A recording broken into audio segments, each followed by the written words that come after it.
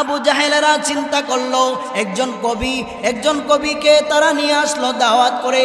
লাবিব নামক একজন কবিকে নিয়ে আসলো। কবিকে আইনা বলতেছে, হে লাবিব, তুমি মুহাম্মদের কোরআনের মতো অবিকুল আরেকটা কোরআন বানাইবা, আর তোমার এই তেলাওয়াত আমরা শুনবো। মুহাম্মদের তেলাওয়াতের দ্বারে কাছে যাব না, বলেন নাউজুবিল্লাহ। লাবিব বলতেছে, যদি মুহাম্মদের তেলাওয়াতের মতো কোরআনের মতো আরেকটা কোরআন বানাতে চাই, তাহলে তো মুহাম্মদের কোরআন তেলাওয়াত শোনার দরকার আছে। আমাকে মুহাম্মদের কাছে নিয়ে চলো। রসুলের কাছে যখন লাবিব গেল, রাসূলুল্লাহ সাল্লাল্লাহু আলাইহি ওয়াসাল্লাম লাবিবের সামনে কোরআনের বড় কোনো সূরা তেলাওয়াত করে নাই। কোরআনের মধ্যে সবচাইতে ছোট যে সূরা ইন্না আতাইনাকাল কাউসার, এই সূরাটা পাঠ করলেন। আল্লাহর রাসূল পড়তেছেন, আমার সাথে সবাই পড়েন, আউযু বিল্লাহি মিনাশ শাইতানির রাজীম, বিসমিল্লাহির রহমানির রহিম, ইন্না আ'তাইনাকাল কাউসার ফাসাল্লি লিরাব্বিকা ওয়ানহার, ইন্না শানিআকা হুয়াল আবতার।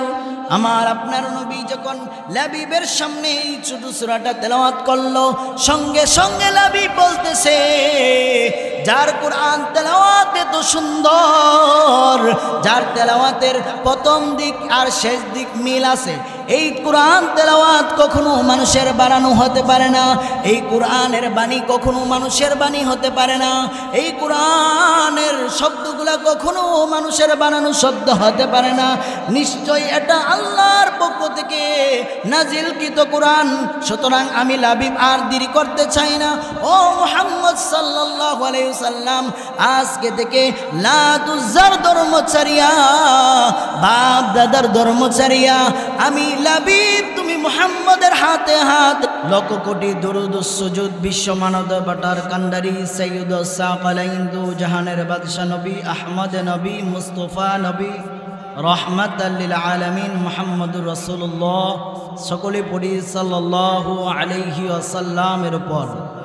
সম্মানিত সুধী, আমার সামনে উপস্থিত আছে, আমার সাথে বসা আমাদের আইরল মাস্টার বাড়ির প্রবীণ আলেমদ্বীন, আইরল গ্রামের প্রবীণ আলেমদ্বীন হযরত মাওলানা গিয়াস উদ্দিন জালালি সাহেব দামাত বরকাতুহুম আজকের মাহফিলের সভাপতির আসন গ্রহণ করেছেন।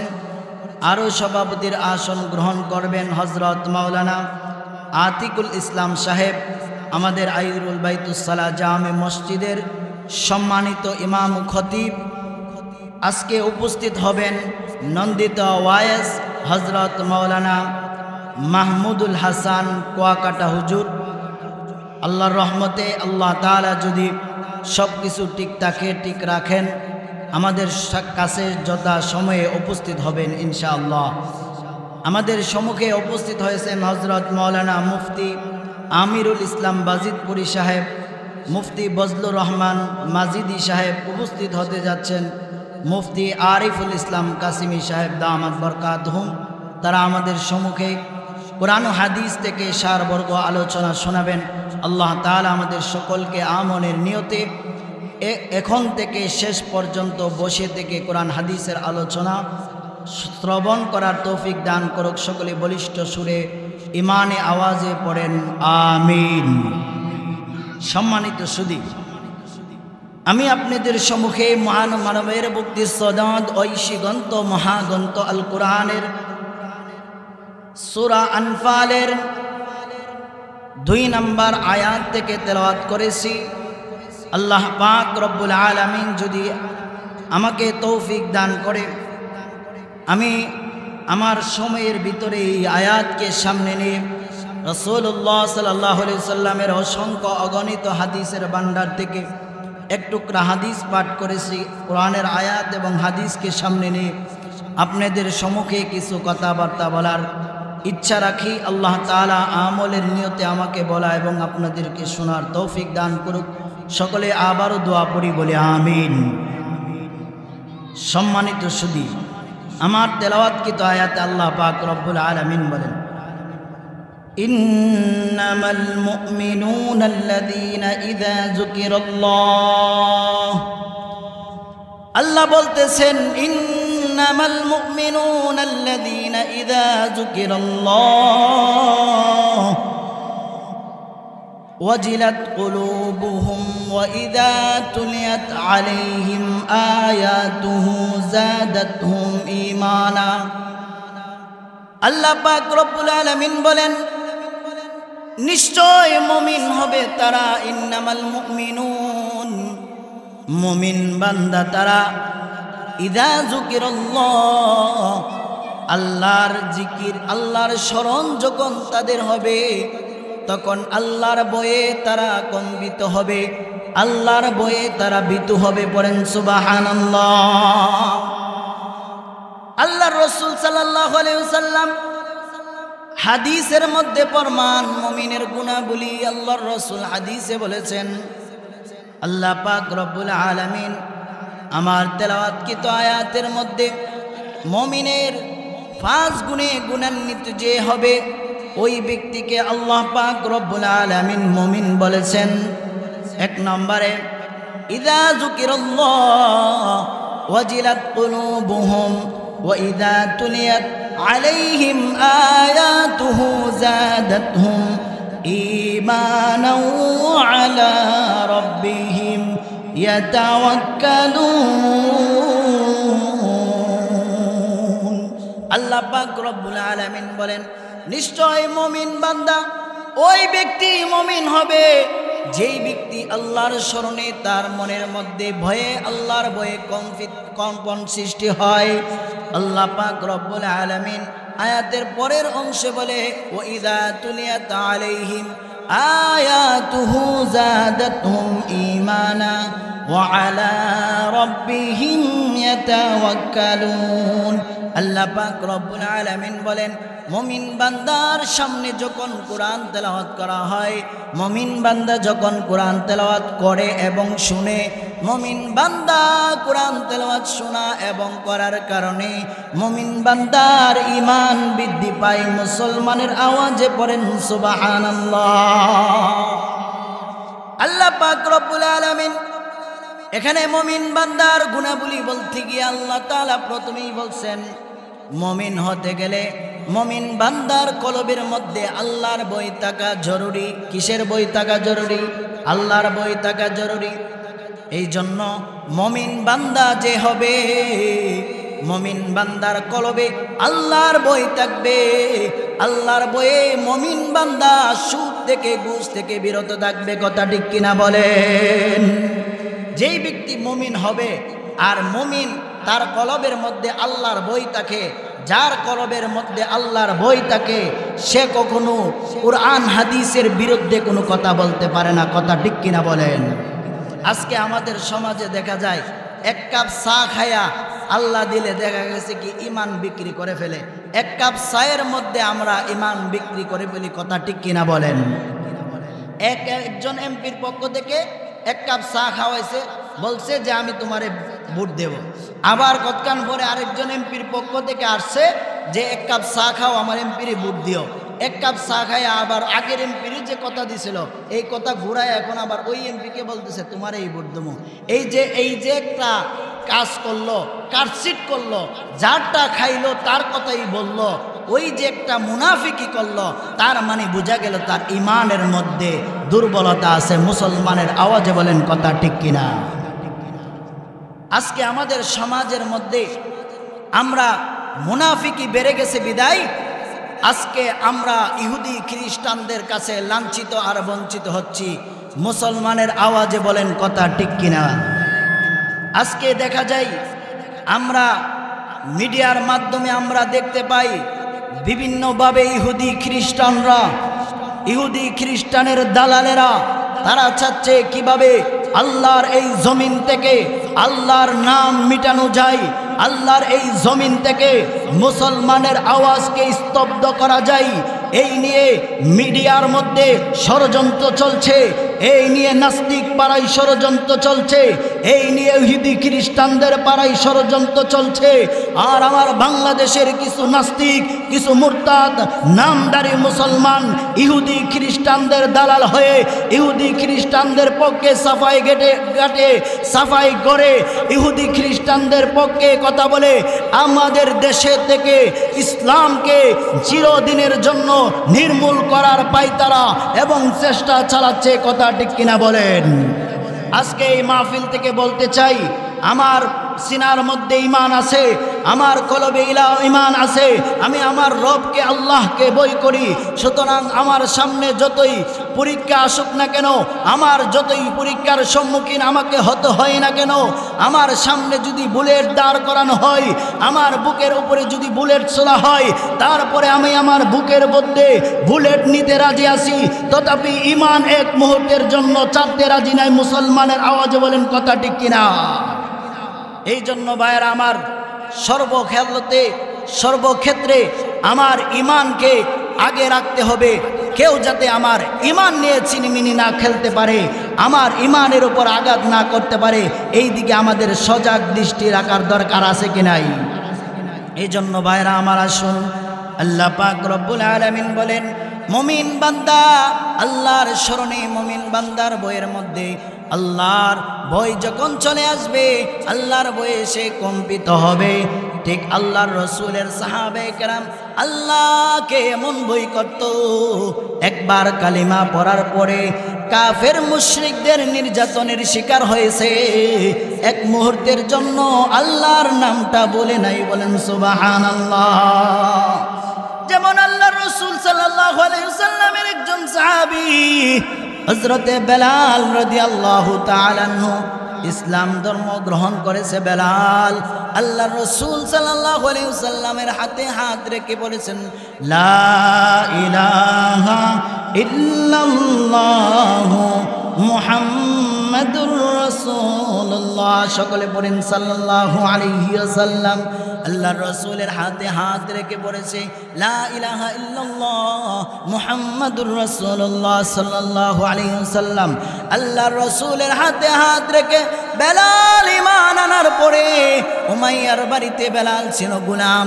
বেলাল যখন কাজ করতে যায়, বেলাল কাজ করে আর মুখে জবানে পড়ে আহাদ আহাদ, সমাদ সমাদ, আল্লাহ আল্লাহ শব্দগুলা যখন বেলাল বলতে থাকে, উমাইয়া ডাক দিয়ে বলে, রে বেলাল, তোমার জবান থেকে একটা নতুন শব্দ আমি শুনতে পাই।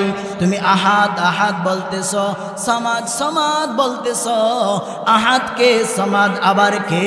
আহাদ আবার কে, সমাদ আবার কে?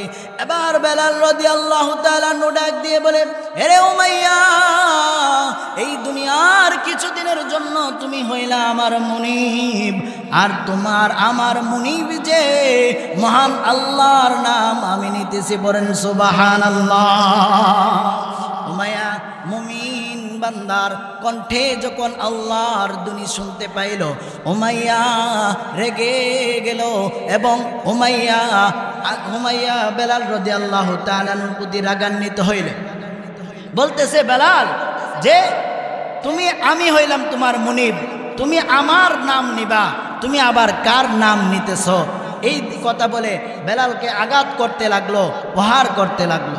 ভাইরা আমার, একটু আমার দিকে দৃষ্টি দেন, সবাই আমার দিকে একটু দৃষ্টি দেন, একবার তাকবীর দেন, নারে তাকবীর। সবাই আওয়াজ দিবেন এখানে, যাতে শয়তান না ঢুকতে পারে। এই জন্য মাঝে মাঝে নারে তাকবীর আল্লাহু আকবারের ধ্বনি দেওয়ার দরকার আছে কি নাই? যেখানে নারে তাকবীর আল্লাহু আকবারের ধ্বনি হবে, নারে তাকবীর আল্লাহু আকবারের ধ্বনি দেওয়ার কারণে 70 হাত তফাত শয়তান পালাতে বাধ্য হবে। কথা ঠিক কিনা বলেন? নারে তাকবীর আল্লাহু আকবারের ধ্বনি দিতে পারবেন তো ইনশাআল্লাহ? যেখানে আল্লাহু আকবারের ধ্বনি হয়, কিছু নাস্তিক পাড়ার মধ্যে সুলকানি শুরু হয়ে যায়। কথা ঠিক কিনা বলেন? এই দেশের মধ্যে জয় বাংলা স্লোগানের কোনো বিরোধিতা হয় না, বাংলাদেশ জিন্দাবাদ স্লোগানের কোনো বিরোধিতা হয় না। যেখানেই আল্লাহু আকবারের স্লোগান দেওয়া হয়, কিছু নাস্তিক আর কিছু মুরতাদ বলে আল্লাহু আকবারের স্লোগান নাকি পাকিস্তানিদের স্লোগান, আল্লাহু আকবারের স্লোগান নাকি রাষ্ট্রবিরোধী স্লোগান। আজকে এই মঞ্চে থেকে বলতে চাই, আল্লাহু আকবারের স্লোগান দিলে তোমার কলিজার মধ্যে আঘাত লাগে কেন? তার মানে বোঝা গেল তোমার ইমানের মধ্যে দুর্বলতা আছে। কথা ঠিক কিনা বলেন? আল্লাহু আকবারের ধ্বনি দিয়েছিল এক মুস্কান, মুস্কানের আল্লাহু আকবারের ধ্বনিতে পুরা বিশ্বের নাস্তিক আর মুরতাদের কলিজা কেঁপে উঠেছিল। কথা ঠিক কিনা বলেন? আল্লাহু আকবারের ধ্বনি এখন শুধু মাহফিলের মঞ্চ হয় না, আল্লাহু আকবারের ধ্বনি এখন ক্রিকেট খেলার স্টেডিয়ামে হয়। কথা ঠিক কিনা বলেন? সুতরাং আল্লাহু আকবারের ধ্বনি পৃথিবীর শুরু লগ্ন থেকে ছিল, আজও আছে, কালও থাকবে। পৃথিবী যতদিন থাকবে, আল্লাহর হুকুমত যতদিন থাকবে, ততদিন পর্যন্ত আল্লাহু আকবারের ধ্বনি থাকবে। আল্লাহু আকবারের ধ্বনির নাম নিশানা মিটানোর জন্য যারা পায়তারা করবে, চেষ্টা করবে, তাদের নাম নিশানা এই বাংলার জমিন থেকে মিটে যাবে। আল্লাহু আকবারের ধ্বনি ছিল, থাকবে। কথা ঠিক কিনা বলেন? নারে তাকবীর। এই আওয়াজ যদি দেন, দোকানে যারা বসে রয়েছে ভাই তারা আসবে না। আওয়াজ দিতে হবে শাহজালাল শাহপুরান ইয়ামনি রহমতুল্লাহি আলাইহির মতো। যেমন শাহজালাল আল্লাহু আকবারের ধ্বনি দিয়ে, আল্লাহু আকবারের ধ্বনি দিয়েছিল, এক আল্লাহু আকবারের ধ্বনির বদলতে গৌর গোবিন্দরের প্রাসাদ ভেঙ্গে চলে তছনছ হয়েছিল। এই শাহজালালের উম্মত এখনো দুনিয়াতে বেঁচে আছে কিনা? এই শাহজালালের মতো ঈমানওয়ালা মুসলমান এখনো দুনিয়াতে আছে কি নাই? এখনো আছে। এই জন্য শাহজালাল ইয়ামনির মতো আমরা ব্রাহ্মণবাড়িয়ার মানুষ আল্লাহু আকবারের ধ্বনি দিলে পুরা বাংলাদেশ কাঁপে। কথা ঠিক কিনা বলেন? ব্রাহ্মণবাড়িয়ার মানুষ আল্লাহু আকবারের ধ্বনি দেয় বাঘের মতো গর্জন করে, পিলার মতো মেয় করে না। কথা ঠিক কিনা বলেন? নারে তাকবীর, নারে তাকবীর। দিন ইসলাম, দিন ইসলাম, কোরআন সুন্নাহর আলো, কোরআন সুন্নাহর আলো, আল হাদিসের আলো। নারে তাকবীর। অনেকে মনে হয় শাসটলে বৈশা বৈশা বলতেছে ওয়াজুগিয়া কি তোর মানুষ নাই, নিজে না আয়া ওয়াজুগিয়া কি তোর মানুষ নাই। তুমি আইলে না মানুষ হইতো, না আইলে মানুষ হইব। মানুষ আমি কালকে দেখলাম প্রায় 2টা পর্যন্ত, আমাদের মাহফিল গতকালকে 11:30 পর্যন্ত চলছে। দেখলাম 11টা পর্যন্ত মানুষ দোকানে বসে আছে, শাসটলে বসে আছে, অথচ মাহফিলে আসে না। তার মানে ভাই, আল্লাহ যাকে কবুল করে সেই আল্লাহর ইবাদতে অংশগ্রহণ করতে পারে। কথা ঠিক কিনা বলেন? এবার আসুন আমার আয়াতের দিকে চলি। বেলাল রাদিয়াল্লাহু তাআলা হাত হাত শব্দ জপতেছে, আর উমাইয়া বলে বেলাল তুমি কার নাম নেও? উমাইয়ার জবাবে বেলাল রাদিয়াল্লাহু তাআলা বলে আমি আমার মালিকের নাম, আমি আমার মনিবের নাম জপতেছি। এবার বেলাল এবার উমাইয়া ডাক দিয়ে বলে হে রে, যদি তোমার আরেকবার আল্লাহর নাম জপো তাহলে তোকে কঠিন শাস্তি দেওয়া হবে। এক পর্যায়ে বেলাল রাদিয়াল্লাহু তাআলা নূর শরীর থেকে জামা কাপড় খুলে দিয়া বেলাল রাদিয়াল্লাহু তাআলা নুকে উত্তপ্ত বালির মধ্যে শোয়া দিয়েছে। পড়েন নাউযুবিল্লাহ। বেলাল রাদিয়াল্লাহু তাআলা নূর শরীর থেকে টসাগুলা ফুটে ফুটে রক্তগুলা বের হইতেছে। উত্তপ্ত বালির মধ্যে বেলালকে শোয়া দিল, বেলালের শরীরের মধ্যে টসা পড়ে গেল। এক পর্যায়ে উমাইয়া বলতেছে রে বেলাল, এখনো যদি আল্লাহর নাম না ছাড়স তাহলে তোরে আরো কঠিন আযাব দেওয়া হবে। বেলাল বলে হেরে উমাইয়া, আমাকে যদি ফাঁসির কাস্টে ঝোলানো হয় তারপরেও এক মুহূর্তের জন্য আমি আমার মালিক আল্লাহর নাম বলবো না। পড়েন সুবহানাল্লাহ। এক পর্যায়ে উমাইয়া তার দলবলকে নির্দেশ দিল বেলালের জিহ্বার মধ্যে ফেরাক মেরে দে। এক পর্যায়ে বেলাল রাদিয়াল্লাহু তাআলা নূর জিহ্বার মধ্যে ফেরাক মেরে দেয়া হলো। বেলাল রাদিয়াল্লাহু তাআলা নূর নাকের মধ্যে রশি বেঁধে দিয়া বেলাল রাদিয়াল্লাহু তাআলা নূর নাকের মধ্যে রশি বেঁধে দিয়া ছোট ছোট বাচ্চাদের হাতে রশিটা দিয়ে দিল, আর বলতেছে এই রশি দিয়া টানবা যতক্ষণ পর্যন্ত বেলালের মুখ থেকে আল্লাহর নাম বন্ধ না হবে ততক্ষণ পর্যন্ত বেলালকে শাস্তি দিতে থাকবা। বলেন নাউযুবিল্লাহ। এক পর্যায়ে বেলাল রাদিয়াল্লাহু তাআলা নূর জবান থেকে, বেলাল রাদিয়াল্লাহু তাআলা নূর জিহ্বা থেকে রক্তগুলা বের হইতেছে। বেলাল রাদিয়াল্লাহু তাআলা নূর আম্মা জান ডাক দিয়ে বলে, আরে আমার সন্তান বেলাল, একটুর জন্য আল্লাহর নামটা কি বন্ধ করা যায় না? বেলাল বলে, মারে, আমাকে যদি হত্যা করাও হয় তারপরে এক মুহূর্তের জন্য আমি আমার মালিক আল্লাহর নাম বলতে পারবো না। পড়েন সুবহানাল্লাহ। বেলাল রাদিয়াল্লাহু তাআলা নুকে এইভাবে নির্যাতন করা হয়েছে, তারপরে বেলাল রাদিয়াল্লাহু তাআলা নু এক মুহূর্তের জন্য আল্লাহর নামটা বলে যায় না। এই জন্য মুসলমান আল্লাহর এই দিন দুনিয়ার মধ্যে টিকে রাখার জন্য, নিজের ঈমান টিকে রাখার জন্য বুলেটের সামনে দাঁড়াবো, তথাপি ঈমান কাফের মুশরিকদের কাছে বিক্রি করব না। কথা ঠিক কিনা বলে? এই হলো ঈমানদার বান্দার ঈমানি হালত। ঈমানদার বান্দা সে কখনো রমজান মাসে দোকানের মধ্যে দরজা লাগাইয়া খাইতে পারে না। কথা ঠিক কিনা বলেন? ঈমানদার বান্দা কখনো নামাজের সময় হইলে নামাজ ছাড়তে পারে না। যার ভিতরে আল্লাহর ভয় আছে, যার ভিতরে আল্লাহর ভয় থাকবে, সে কখনো আল্লাহর নাফরমানিতে লিপ্ত হতে পারে না। কথা ঠিক কিনা বলেন? 2 নম্বরে আসেন, আল্লাহ পাক রব্বুল আলামিন বলতেছেন, ওয়াইদা তুলিয়াত আলাইহিম আয়াতুহু যাদাতহুম ঈমানা।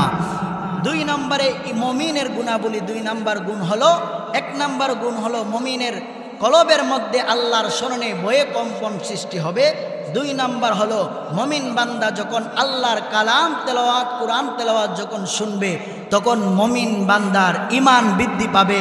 মুসলমানের আওয়াজে সকলে পড়েন একসাথে সুবহানাল্লাহ। সবাই সুবহানাল্লাহর আওয়াজটা এরকমভাবে দেবেন যাতে আপনার আওয়াজটা বসুরা পর্যন্ত পাস হইয়া বাড়িওরা পর্যন্ত পৌঁছে। এরকমভাবে দিতে পারবেন তো ইনশাল্লাহ? সবাই পড়েন সুবহান, আরো জোরে পড়েন সুবহানাল্লাহ। এই জন্য ভাইরা আমার, আসুন, আল্লাহর রাসূল সাল্লাল্লাহু আলাইহি ওয়াসাল্লাম যখন কোরআন তেলাওয়াত করতেন, আল্লাহর রাসূল সাল্লাল্লাহু আলাইহি ওয়াসাল্লামের কোরআন তেলাওয়াত শোনার জন্য মক্কার কাফের মুশরিকেরা লুকায়া লুকায়া রাসূলের বাড়ির পাশে গিয়া কান পাইতা দাঁড়ায়া থাকতো। মুসলমানের আওয়াজে একটা জবানও বন্ধ রাখবেন না। সবাই পড়বেন সুবহানাল্লাহ। কেন? আল্লাহর রসুলের কণ্ঠে কোরআন তেলাওয়াত যখন শুরু হয়ে যাইত, মক্কার কাফের মুশরিকেরাও বসে থাকতে পারতো না রসুলের শ্রুতি মুদি কণ্ঠের কোরআন তেলাওয়াত শোনার জন্য। মক্কার বড় বড় আবু জাহেল, উতবা, শাইবা, মক্কার বড় বড় লিডাররা দৌড়াইয়া গিয়ে রসুলের কোরআন তেলাওয়াত লুকায়া লুকায়া শুনতো। মুসলমানের আওয়াজে সবাই পড়বেন সুবহানাল্লাহ। উতবা, শাইবা, আবু জাহেল, আবু লাহাবেরা তারা চিন্তা করতেছে, এইভাবে যদি মুসলমানের ধর্মগ্রন্থ, মহাগ্রন্থ আল কোরআনের তেলাওয়াত শুনতে থাকে, মুহাম্মদের কোরআন যদি এইভাবে শুনতে থাকে, এক পর্যায়ে তো মানুষ আমাদের ধর্ম ছাইরা মুহাম্মদের ধর্মে চলে যাবে। সুতরাং মানুষদেরকে মুহাম্মদের ধর্ম থেকে ফিরাইয়া আমাদের ধর্মে আনতে হবে, মানুষদেরকে কোরআন তেলাওয়াত থেকে বিরত রাখতে হবে। এই জন্য তারা আইন জারি করছে, মুহাম্মদের কোরআন তেলাওয়াত শোনা যাবে না। পড়েন নাউযুবিল্লাহ। وقال الذين كفروا لا تسمعوا لهذا القرآن والغوا فيه لعلكم تغلبون। মক্কার কাফিরা মুখ খুলছে, লা তাসমাউ লিহাযাল কুরআন, মুহাম্মদের কোরআন তেলাওয়াত শোনা যাবে না। কারণ কি?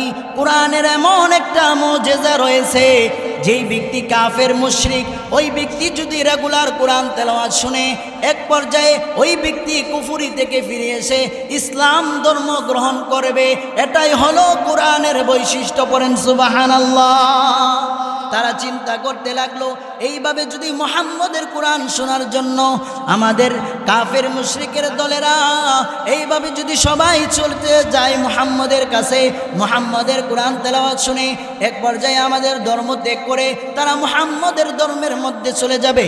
এই জন্য আবু লাহাব, আবু জাহেলেরা চিন্তা করলো, একজন কবিকে তারা নিয়ে আসলো দাওয়াত করে। লাবিব নামক একজন কবিকে নিয়ে আসলো। অবিকাইন্না বলতেছে, হে লাবিব, তুমি মুহাম্মদের কোরআনের মতো অবিকুল আরেকটা কোরআন বানাইবা, আর তোমার এই তেলাওয়াত আমরা শুনবো, মুহাম্মদের তেলাওয়াতের দ্বারে কাছে যাব না। বলেন নাউজুবিল্লাহ। লাবিব বলতেছে, যদি মুহাম্মদের তেলাওয়াতের মতো কোরআনের মতো আরেকটা কোরআন বানাতে চাই, তাহলে তো মুহাম্মদের কোরআন তেলাওয়াত শোনার দরকার আছে। আমাকে মুহাম্মদের কাছে নিয়ে চলো। রসুলের কাছে যখন লাবিব গেল, রসুল্লাহ সাল্লাল্লাহু আলাইহি ওয়াসাল্লাম লাবিবের সামনে কোরআনের বড় কোনো সূরা তেলাওয়াত করে নাই। কোরআনের মধ্যে সবচাইতে ছোট যে সূরা ইন্না আতাইনাকাল কাউসার, এই সূরাটা পাঠ করলেন।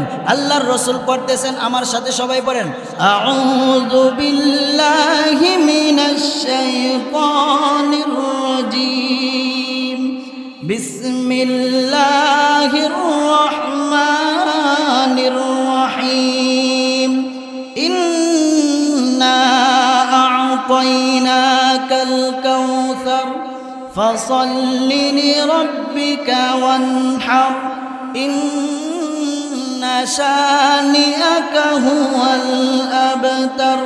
আমার আপনার নবী যখন লাবিবের সামনে এই ছোট সূরাটা তেলাওয়াত করলো, সঙ্গে সঙ্গে লাবিব বলতেছে, যার কোরআন তেলাওয়াত এত সুন্দর, যার তেলাওয়াতের প্রথম দিক আর শেষ দিক মিল আছে, এই কোরআন তেলাওয়াত কখনো মানুষের বানানো হতে পারে না।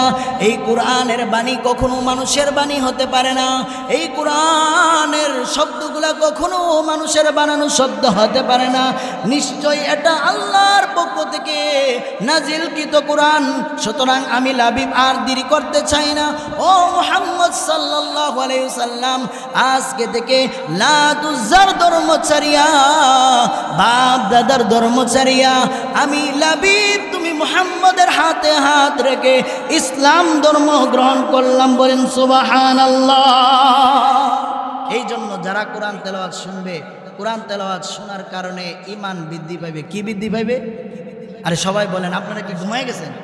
আরে এখন ঘুমায় গেলে হইতো না তো।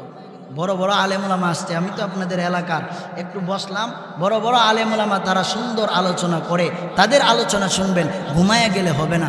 এখন যদি ঘুমায়া যান, তাদের আলোচনার মধ্যে তো আপনারা শুয়ে পড়বেন, ঘুমানো যাবে? সবাই বলেন সুবহানাল্লাহ। আরো জোরে পড়েন আলহামদুলিল্লাহ। এবার লাবিব কি করলো? ইসলাম ধর্ম গ্রহণ করলো। এবার আসেন, তখনকার যুগে, রসুলের যুগে কোরআনের বিরোধিতা করত কেন? মানুষ যদি কোরআন তেলাওয়াত শুনে, মানুষ যদি কোরআনের সংস্পর্শে আসে, তাহলে মানুষের ঈমান বৃদ্ধি পাবে। মানুষ আর কুফরির মধ্যে লিপ্ত হবে না, মানুষ আর নাস্তিক হবে না, মানুষ আর কোরআনের বিরুদ্ধে কথা বলবে না, মানুষ আর ইসলামের বিরুদ্ধে কথা বলবে না। এই জন্য তারা তাদের দল টিকে রাখার জন্য, তাদের ক্ষমতা টিকে রাখার জন্য উতবা সাইবা রসুলের জামানায় তারা রসুলের বিরোধিতা করেছে, কোরআনের বিরোধিতা করেছে, একমাত্র তাদের দল টিকে রাখার জন্য, তাদের ক্ষমতার মসনদ টিকে রাখার জন্য। কথা ঠিক কিনা বলেন?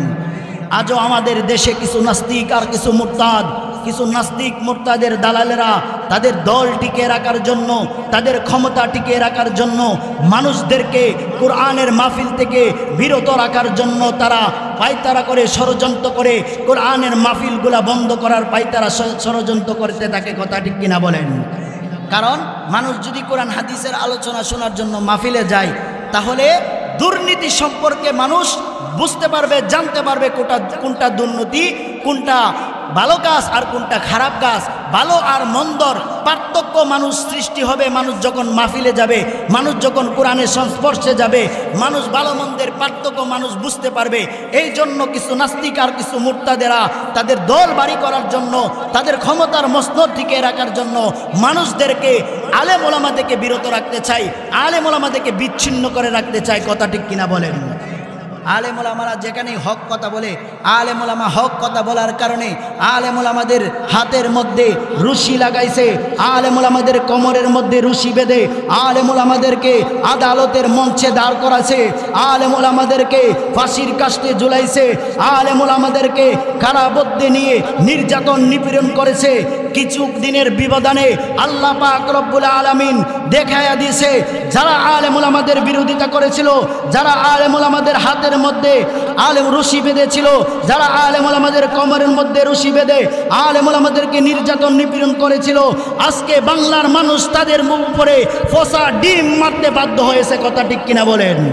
আজকে তাদেরকে লাঞ্ছিত আর বঞ্চিত করে তাদেরকে কারা বন্দী করেছে। কথা ঠিক কিনা বলেন? যারা ক্ষমতার বড়াই দেখায়, ক্ষমতা টিকে থাকে না। 400 বছর ফেরাউন ক্ষমতা চালাই গেছে, ফেরাউনের ক্ষমতা টিকে নাই, নমরুদের ক্ষমতা টিকে নাই। সুতরাং আজকে যারা ক্ষমতার বড়াই দেখাইয়া ইসলামের বিরুদ্ধে কথা বলো, তোমাদের ক্ষমতাও চিরদিন টিকবে না। কথা ঠিক কিনা বলেন? ক্ষমতা একদিন শেষ হয়ে যাবে। এবার আমার আসেন ভাইরা আমার, আল্লাহ পাক রব্বুল আলামিন বলতেছেন, যারা কুরআন তেলাওয়াত শুনবে, কুরআন তেলাওয়াত শোনার কারণে মুমিন বান্দার কলবের মধ্যে আল্লাহ পাক রব্বুল আলামিন মুমিন বান্দার যে ঈমান আছে, এই ঈমানটাকে আল্লাহ তাআলা বৃদ্ধি করে দিবে, বাড়ায়া দিবে। বলুন সুবহানাল্লাহ। মুমিন বান্দার 1 নাম্বার গুণ হলো, মুমিনের ভিতরে কার বই থাকবে? আরো জোরে বলেন, মুমিনের মধ্যে কার বই থাকবে? মুমিনের ভিতরে সদা সর্বদা সর্বহালতে আল্লাহ পাকের বই থাকবে। 2 নাম্বার গুণ হলো, মুমিন বান্দা যখন কোরআনের সংস্পর্শে আসবে, কোরআন তেলাওয়াত পড়বে, কোরআন তেলাওয়াত শুনবে, মুমিন বান্দার ঈমান বৃদ্ধি পাইবে। 3 নাম্বার, ওয়া আলা রাব্বিহিম ইয়াতাওয়াক্কালুন, মুমিন বান্দা তাওয়াক্কুল ভরসা করবে একমাত্র আল্লাহর উপরে। কার উপরে বলেন? আরো জোরে বলেন, মুমিন বান্দা তাওয়াক্কুল করবে কার উপরে? মুমিন বান্দার ভরসা থাকবে কার উপরে? মুমিন বান্দার সংসারের মধ্যে মুসিবত আসছে, কামাই রুজিতে তেমন বরকত হইতেছে না, আগের মতো কামাই রুজি হইতেছে না, এই সময় মুমিন বান্দা ভরসা রাখবে কার উপরে? সবাই যদি বলতেন একটু খুশি হইতাম, বললে সওয়াব হইব, গুনাহ হইতো না। মুখটা কেন বন্ধ করে রাখছেন? মুমিন বান্দা তাওয়াক্কুল রাখবে কার উপরে বলেন? আরো জোরে বলেন, মুমিন বান্দা সর্বদা সর্বহালতে মুমিন বান্দার তাওয়াক্কুল থাকবে কার উপরে? মুমিন বান্দার তাওয়াক্কুল যদি আল্লাহর উপরে থাকে, তাহলে সন্তান না হইলে মুমিন বান্দা কি ফিরের দরবারে যাবে? এমনও মানুষ আছে যাদের সন্তান হয় না, সন্তান না হইলে ফিরের দরবারে যাই, সন্তান যায় গিয়া ফিরের কাছে। কার কাছে? ফিরের কাছে। ফির কি সন্তান দিতে পারে? আরে কোনো মাজারে গেলে কি সন্তান দেওয়া যায়? কোনো ফির কি সন্তান দিতে পারে? যারা বলে আমার ফির আমার সকল সমস্যার সমাধান করবে, যারা ফিরের দরগায় গিয়ে সেজদা করে, যারা ফিরের পায়ে সেজদা করে, যারা মাজারে গিয়ে সেজদা করে, বুঝতে হবে যেই ফির তার মুরিদকে বলে তার পায়ে সেজদা দেওয়ার জন্য, সে কখনো হক্কানি ফির হতে পারে না, সে 1 নম্বরে ভণ্ড ফির।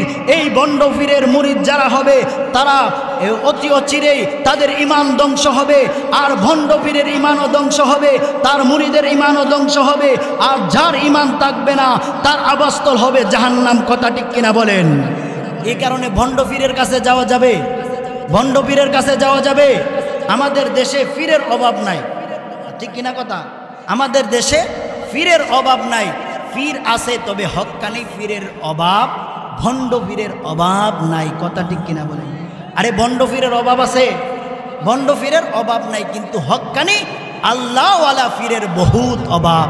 এই জন্য আমার ভাইয়েরা আপনাদেরকে বলতে চাই, পীর ধরবেন, পীর ধরার দরকার আছে কি নাই?